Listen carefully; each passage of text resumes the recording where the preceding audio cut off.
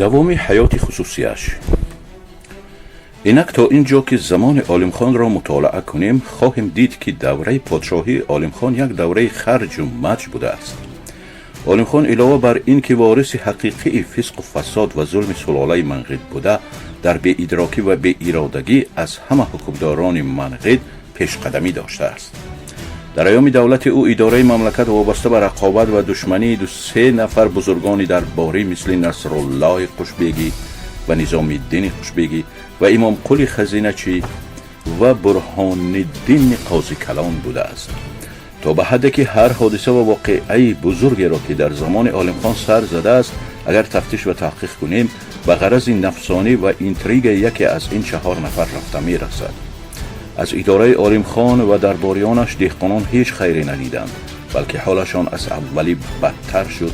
محنتکشان و کمبغلان به روز سیاه افتادند، کاسبان به هیچ وجه خرسند نبودند. حتی واقعه النوکاران حصار و دیگر بعضی واقعه ها به ما نشان می‌دهد که جماعه عسکری نیز ناراضی بودند.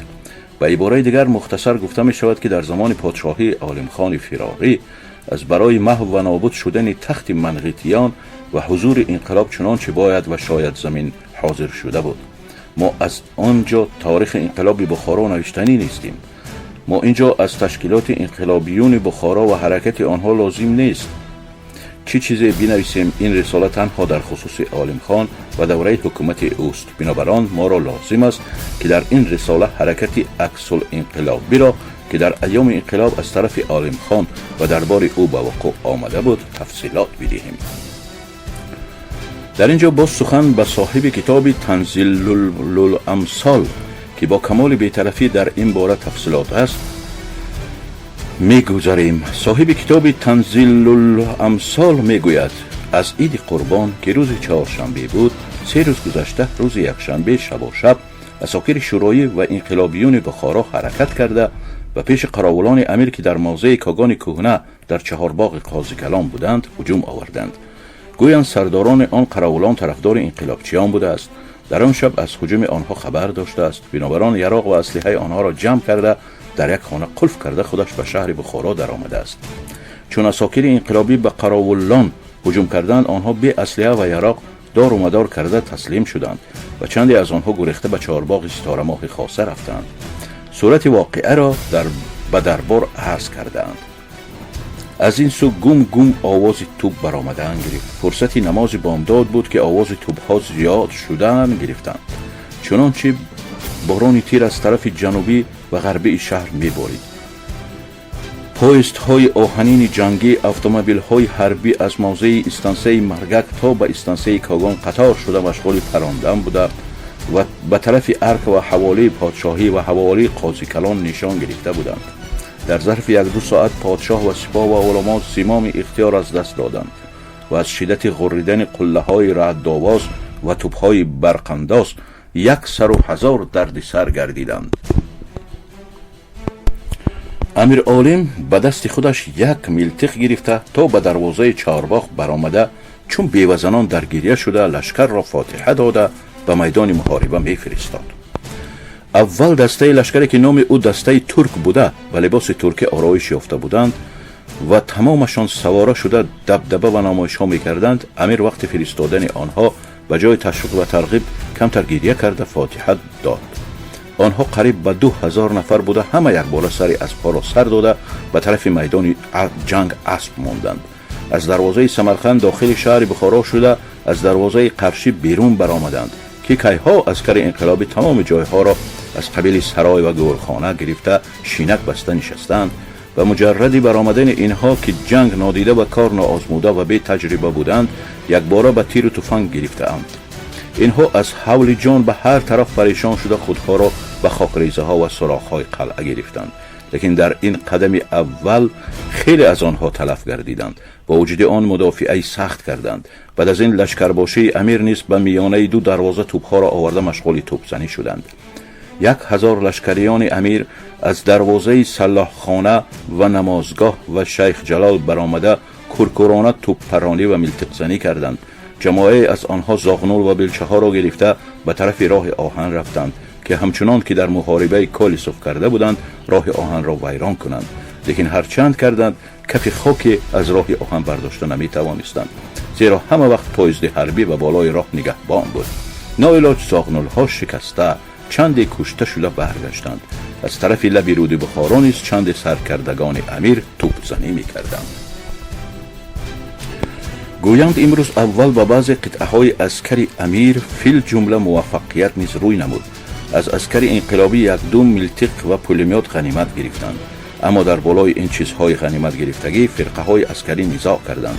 هر کس اینها را به حضور امیر من برم می گفت. در بالای اینها سردار ایشان هم نبود که مسئله را حل نماید. عاقبت یک جماعه اینها غنیمت را برداشته به طرف ستاره ماه خاصه گریخت و برده به امیر تقدیم کرد. فرقه ترک هر قدر مدافع کردند فایده نبخشید، زیرا به آنها از دنبال مدد و آذوقه و احوال پرسی نمی رسید. دربار آنها را فراموش کرده بود. ناعلاج رجعت کردند که خود را به دروازه شهر رسانیده از درون شهر مدد و تیر و تفنگ طلب کنند. چون به دروازه کواله رسیدند دیدند دروازه را از درون بسته. از طرف دیگر یک قسم عسکری امیر به جانب شورکل مدافعه می کردند. دیدند تیرهای میلتیق که از چوب خانه امیر به ایشان داده بودند همگی ساخته و قلبکی بوده است. استازان حریف در این تیرها به جای دارو چوب میده از دم اره برآمدگی پر کردند. غفلت و نادانی امیر تا اینجا بوده است که این قدر استاز تیر و میلتیق ساز جمع کرده حریفان تیرهای قلبکی ساختند. امیر نادان و آدمان احمق او مشغول دیگچه قضی و امرد بازی شده از این کار خبری نگرفتند. در اینجا این واقعه نشان می‌دهد هنرمندان بخارا تا کجاها دشمن اداره امیر بودند. فطرت. والحاصل همه این عسکرها به سر توپچی باشی جمع شده او را دشنام و حقارت می‌دادند که مایان به جنگ می‌فرستی و دروازه شهر را می‌بندی، تیرهای قلبکی داده ما را در مقابل توپ و پولمیوت می‌فرستانی. رحمانقل توپچی باشی که امیر لشکر شماریده میشد به جواب آنها میگفت که احوال خود من از شمایان بدتر است. میبینید که من همراه آدمهای خودم مشغول مدافع هستم. تا حالا از دربار هیچ کس آمده از من خبر نگرفته است. به من مدد هم نمیرسانند. درباریان هنوز مشغول عیش و عشرت خداشان هستند. امروز کار جنگ به این طریقه گذشت. چون شب شد همه لشکریان و ملایان و فداییان میدان محاربه را که عبارت از تختی دروازه و پای قلعه شهر بود تنها پرتافته خانه به خانه شدند. یگان سرداری نبود که در بعض جایها اقلا قراولها تعیین نماید. همگی از روی قول مشهور کودکان آشت خور نانت خور بیا بیا بازی گفته به خانه ها برگشته فراغت نمودند. فردا الصباح عساکر انقلابی باز شروع به هجوم کردند. هجوم امروزی از دیروزی سخت‌تر بود. از ضرب و صدای توپ‌ها تمام بیناها در لرزه در آمده بود. عسکرهای امیر از ستاره ماه خازه از امیر فاتحه گرفته یک بار سر اسب را سر داده چنان می‌دویدند که گویا توغری رفته خود را به قلبگاه لشکر انقلاب زده آنها را تارمار می‌کرده باشند. لیکن موافق مثل این که می‌گویند دویدن گوساله تا کهدان، دویدن گوساله تا کهدان است. آمده به درون شهر بخارا خداشان را به چایخوری و آبخوری مشغول می‌کردند و به هر کوچه پس کوچه خصوصا به محله یهودیان رفته اهالی را به حضور می‌کردند و از اهالی هر چیزی می‌طلبیدند، با همدیگر دست و گریبان می‌شدند و هاکذا، چون که همه اینها بی سردار بودند. معلوم است که همه عسکرهای سواره امیر عالم خان در تحت امر امام قل و ابراهیم چه حاج قلبک بودند. این سه نفر سر عسکر بزرگ غیر از محافظه امیر دیگر فکری نداشتند. عسکرهای در زیر فرمان خداشان بودگی را به سر و سردار به میدان جنگ می‌فرستند و خداشان از اطراف امیر اصل دور نمی‌شدند. معلوم می‌شود که امیر همراه اینها پنهانی مشورت را پخته مانده بوده است. اینها یقین داشتند که به عساکر انقلابی غلبه کرده نمی‌توانند، پس منتظر وقت گریز بودند. اگر غلبه کنند چی خوب و اگر مغلوب شوند همه یک جا گریختنی بودند. والحاصل چنان رسوایی شد که به گفتن راست نآید. اکنون حرکت ملابچه ها و علما را از نظر گذرانیم. ملابچه ها و علمای بخارا پیش از جنگ به دربار عرض کرده میلتیق گرفته هر روزه به تعلیم می برآمدند و به این بهانه آشنان خورده کفش و محسی و جامه پوشیده پول هم می گرفتند. این کار در میان علمای کرام در ناخنک آن قدرها رواج گرفته بود که هر کدام مدرس ها من 20 شاگرد من 50 نفر شاگرد دارم گفته برای میلتیق گرفتن تلاش میکردند. این جماعت بعد از جنگ کولسوف آنقدرها قهرمان و مشهور شده بودند که بالفرض اگر جنگ شود گویا هر کدامشان چندین نفر را کشتنی بودند. لیکن بعد از اون که عسکر انقلابی هجوم کرد، آنها استشمام بوی پیلته نموده از اهمیت مسئله آگاه گردیده بودند. بنابراین هیچ کدامشون به طرف دروازه قواله بخارا که میدان جنگ بود نه اینکه قدمی نمی برداشتند، حتی به آن طرف نگاه هم نمی کردند. اگر بالفرض این دفعه هم عسکرهای انقلابی مغلوب می شدند، آن وقت بد حرکتی های این طایفه را می دیدید که چه ها می کردند. حالا که چقدر بی‌ناموس، بی‌عار و بی‌حیا بودن این طایفه را دیده شد که چون موش مرده قدمی به طرف میدان جنگ برداشته نمی‌توانستند، ملتق‌ها را به کتف و بازو افکنده در درون شهر می‌گردند و یک قدم به جانب وокزال نمی‌گذارند. جمعیتگاه اینها صحن مدرسه میر عرب و ترسون جان بود. تدبیر یافتن آنها را بینند که بالای منار برآمده ایرولپلان را با تیر زدنی شدند. به کثافت قدم نامبارک اینها منار بیچاره به ضرب توپ دچار شده خسارات دید. قاضی کلان برهانی دین و رئیس کلان ملا نظام الدین مصنف از یکدیگر اصلا جدا نمی شدند. هر پگاه با اسب و ابزال و دوره تیلاکوب به تخت دروازه مزار رفته نشسته کباب و آش می خوردند. لیکن ساعت به ساعت کار از دست و عقل از سرشان می رفت. قدرتی نداشتند که ملاهای خداشان را جمع کرده به جنگ فرستانند. اگرچه روز اول جنگ قاضی کلان برهانی دین غیرت کرده یک درجه از شهر برآمده و با بالای جنگ رفتنی شد، لیکن ترس جنگ غلبه کرده از راه گریخته به شهر درآمد و دیگر تا وقت فرار نبرآمد. بعد از این عسکر ملازمان قاضی کلان نیز بوی پیلته را خبر یافته روی پنهان کردن گرفتند. چند سراسکران امیر مثل حاجی قل، الله قل بیگ، ای شلی بیگ، ابراهیم بی و برات بیگ هر کدام با نفر چند در اطراف چهارباغ امیر به هر طرف می دویدند، لیکن چیکار کردنشان معلوم نبود. مردم داخل شهر بخارا نیز خودشان را به نادانی زده از شهر بیرون نمی شدند. چند از افغانها که در بخارا بودند چون دیدند که کار به عساکر امیر تنگ می شود، امروز به محاربه اشتراک کردند. توپها را بیرون دروازه برآورده شینک کرده مشغول توپزنی شدند. در این هنگام از طرف عسکر انقلابی توپ آمده به کمینگاه افغان ها رسید. دروازه شهر را برداشته با یک قسم از دیوار شهر میده کرده پرتافت و چند از افغان ها کشته شدند و وجود آن به مدافعت دوام کردند. امروز روز دومی محاربه بود که به همین طریقه گذشت. قاضی و رئیس در مسجد شیخ رنگریز نشسته بودند. هر فرقه عسکری که از پیش آنها میگذشت اینها را به افلاز قبیحه که در اینجا گفته نمی شود دشنام میداد. قاضی کلان و رئیس سر خود خم کرده چیزی نمی گفتند. روز سوم کار درجه به درجه بد شدن گرفت. امروز مردم هم آشکار به طرف عسکر انقلابی گذاشتن گرفتند و شروع به آذوقه رسانیدن و ایناعت کردن نمودند. امروز بسیار کسها را دیده میشد که در میان یکدیگر از بدی و بی ترتیبی حکومت امیر و خوبی و عدالت حکومت شورایی گپ میزدند. از عسکرهای امیر هم بعضی به طرف عسکر انقلابی گذاشتن گرفتند. تمام لشکریان امیر از بدی قضیه آگاه شده از اطاعت سرداران خود سرکشی کردند. امیر لشکر در میان دو پشته با چند نفر سرباز مفلوک مانده بود. سرکردگان و میران را حالتی به یک طرف نگاه کردن نبود. دیوارهای قلعه بخارا از هر جای ویران شده بود. مردمی که در نزدیکی دیوار قلعه خانه داشتند آمده به قاضی کلان خبر دادند که عسکر انقلابی از رخنه های قلعه به شهر در آمده ایستادند و الحاصل روز سوم تمام کارگزاران عالم خان سراسیمه و سرگردان شده ماندند. روز چهارم چون دیدند که کار از پیش نمی رود، برگشته به پیش امیر رفتند و صورت واقعه را بیان کردند. امیر در حال به فکر گریختن شد. قاضی کلان و رئیس کلان نیز پگاهی آن روز بیدرک شدند. مگر این دو جناب به گریختن قرار داده از بخارا برآمدند و پیش امیر رفتن را لازم ندانسته و طرف تومان زندنی که در آنجا امین جان مخدوم برادرزاده قاضی کلان قاضی بود روانه شدند و امید این که امین مخدوم مذکور یک وقت با جدیدان دوست بود شاید که ایشان را حمایه نماید.